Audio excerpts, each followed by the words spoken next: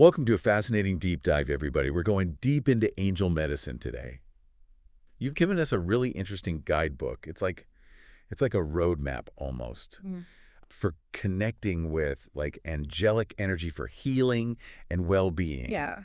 And one of the things that I found so interesting is that it's not just about Right. like, the famous angels, Well, right. Is that like everybody knows Gabriel, Michael. the ones we grew up hearing about? Yeah, exactly. There's a lot more to it. A lot more, yeah. Okay. This guidebook does a really good job at diving deep into this hierarchy of angels. It's way more complex than a lot of people realize. Oh, for sure. Yeah. There are a lot more angels than I ever imagined. Yeah. Like tons of them. It's extensive. Yeah, and it can be a little overwhelming, but this guidebook does a good job at bringing it back to what's really relevant to us. It talks about guardian angels, Right. which I love. Yeah. It's a nice way to kind of ease into it because it is, you know, it's very personal, very much about your own journey and having that support system with you. Yeah, and it really makes you think too about like intuition, right? Like what if those gut feelings are actually messages from our guardian angel? To be. Yeah, that's wild. Very much so, yeah.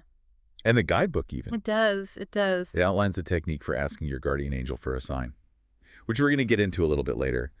But I do want to talk about kind of like the heavy hitters in the angel world, the archangels. Right, right. And this is where it starts to get really interesting for me.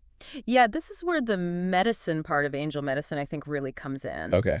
Because each archangel is associated with a specific color of divine light.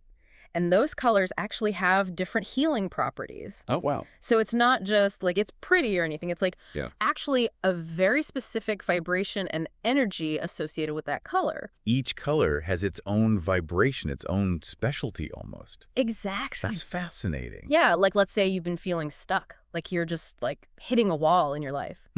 The guidebook talks about Archangel Uriel associated with this radiant golden light. Okay. And that's the color of like peace and illumination. And so Uriel's energy can help you break free from like self-imposed limitations and things like that. Find clarity and move forward with confidence. So it's like that aha moment where you suddenly see things with a new perspective. Yes. And to think that that shift could be sparked by connecting with angelic energy. Exactly. It's kind of mind-blowing when you think about it that way. And that's just one example. You know, each archangel has these different supports and ways of healing based on their divine attributes. It's wild. So we've got these archangels, right? With their own colors and energies and stuff. But how does that actually, how does that work on us? Right. You know, like how does that energy actually... Well, and that's where your guidebook is really fascinating, I think, because it talks about chakras. Okay.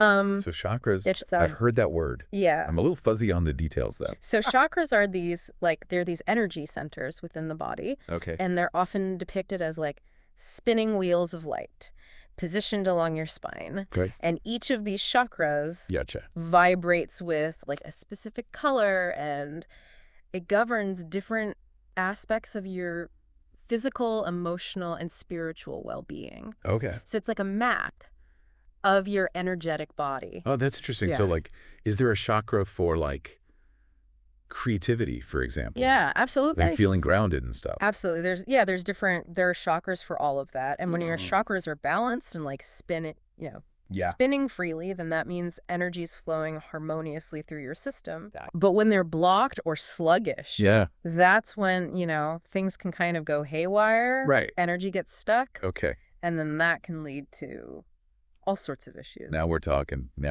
Right, exactly. Like fatigue, brain fog, those days when you're just like... Yes. Ugh. Exactly. Could that be a chakra imbalance? It absolutely could be, yeah. Interesting. Yeah, and this is where the archangels, I think, come back into play because your guidebook suggests that. Each archangel's energy interacts with these chakras in very specific ways. Oh, interesting. Yeah. So it's like they each have their own specialty, their own way of like tuning up our energy system almost. Exactly. That's cool. Yeah. So give us an example. Okay, let's take Archangel Chamuel. And Archangel Chamuel embodies this very soft, nurturing energy, like rose pink light. Okay. And that's the color of unconditional love and compassion. Makes sense. Yeah. And Chamuel's energy primarily resonates with the heart chakra, which is located right in the center of your chest. Um, so if you think about it, if you're struggling with Yeah, heartache. heartache, grief, Yeah. feeling disconnected from yourself, from others, Yeah. working with Archangel Chamuel can be incredibly powerful. Okay. Because Chamuel's energy can help heal old wounds. Wow. Open you to forgiveness, cultivate self-love. It's like giving your heart a warm hug. Exactly. I like that. It's about restoring balance to that center of compassion and connection within you. That's beautiful. Yeah, and your guidebook, it doesn't just stop at explaining the chakras and the archangels. Right. It actually gives you very specific exercises and techniques for working with each archangel and chakra combination. Get out. It's pretty incredible. It's like having a personalized energy healing toolkit. Yes. Right at your fingertips. Pretty much, yeah. A personalized energy healing toolkit. That's amazing. So tell me more about these techniques. What are we actually doing to connect with these archangels And work with our chakras. Well, the guidebook really emphasizes that this is about actively participating in your own healing journey. You're not just passively waiting for miracles to happen. Right. I'm all about taking charge. So what does that look like in practice? So many of the techniques involve visualization. Okay. Which I know that might sound a little out there for some people. Sure. But it's really about harnessing the power of your imagination to direct energy. Okay, I can get behind that. Give me an example. Okay. Let's say you're dealing with a pounding tension headache. Ugh, the worst. The worst. Your guidebook links this to an imbalance in the brow chakra. Okay. That space right between your eyebrows. Gotcha. The seat of intuition and clarity. And it suggests calling upon Archangel Raphael, who embodies this very soothing, healing energy of emerald green light. Okay. Archangel Raphael. Very much the like the go-to for healing. Yep, the go-to for healing. Yeah. So how this might look is you would find a quiet space where you can close your eyes, take a few deep breaths, and you would visualize Archangel Raphael's emerald green light gently pouring into your brow chakra. Okay. Easing the tension, restoring balance. Wow, I can almost feel the tension melting away just thinking about it. Right. Yeah. And the guidebook even takes it a step further. It talks about incorporating other modalities like aromatherapy. Oh, interesting. Yeah, like using lavender essential oil or peppermint to further enhance relaxation and pain relief. That's like a holistic approach to healing. Exactly, it is. Yeah. It's drawing on multiple layers of energy work. That's so cool. So what about emotional healing? What if I'm struggling with, like, fear or anxiety? Yeah, that's a good one. And that's where Archangel Michael comes in. Okay. Archangel Michael, the ultimate protector and guide. Remember how we talked about the solar plexus chakra Yes. being associated with personal power? Mm-hmm. Well, your guidebook suggests that. Fear and anxiety can actually create blockages in this chakra, Interesting. leaving us feeling really drained and powerless. Oh, yeah. Fear can be totally paralyzing. Yeah, absolutely.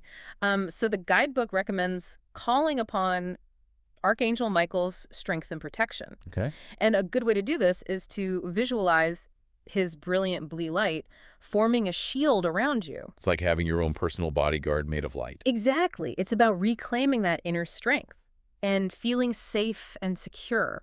I like it. Yeah, and it even suggests visualizing Michael's sword of light, cutting through any negative energy cords that might be clinging to you, Whoa. further amplifying that sense of liberation and protection. That is powerful stuff. Yeah. And it gets even deeper than that, right? Yeah. Your guidebook goes into some really interesting territory with karma and past lives. Yes, it does. Suggesting that some of our present-day struggles might stem from energetic patterns rooted in those past experiences. Right, and I know that can be a little kind of out there for some people too, like wrap their heads around. Sure. But the guidebook explains that these karmic patterns can create blockages in our energy field, influencing our thoughts, our emotions, even our physical well-being. Wow, so what can we do about that? Are we just stuck with these patterns? Not at all, not at all. This is where Archangel Zadkiel's violet light of transformation comes in. Okay. Your guidebook recommends calling upon Zadkiel's compassionate energy to help release these old patterns and really just transmute them into wisdom and understanding. It's like hitting the reset button. Kind of. On your energy field. And it all ties into this concept of co-creation. Okay. Which your guidebook emphasizes throughout. Gotcha. It's about recognizing that. We're not just passive recipients of angelic assistance. Right. We're active participants in our own healing and evolution. I love that. We have the power to choose how we respond to challenges, how we heal old wounds, and how we shape our reality. This deep dive has been amazing. I feel like we've barely even scratched the surface of what's possible with angel medicine. It's true. And honestly, your guidebook has given us so much to think about Mm-hmm. and so many techniques to try. Absolutely. It's about finding what resonates with you, experimenting with different practices, and trusting your intuition along the way. I love that. And remember, everybody, it's a journey. It's not a race. You don't have to master everything overnight. Start with what speaks to you and approach it all with an open mind and a sense of curiosity. You might just be surprised by what you discover. Thanks for diving deep with us.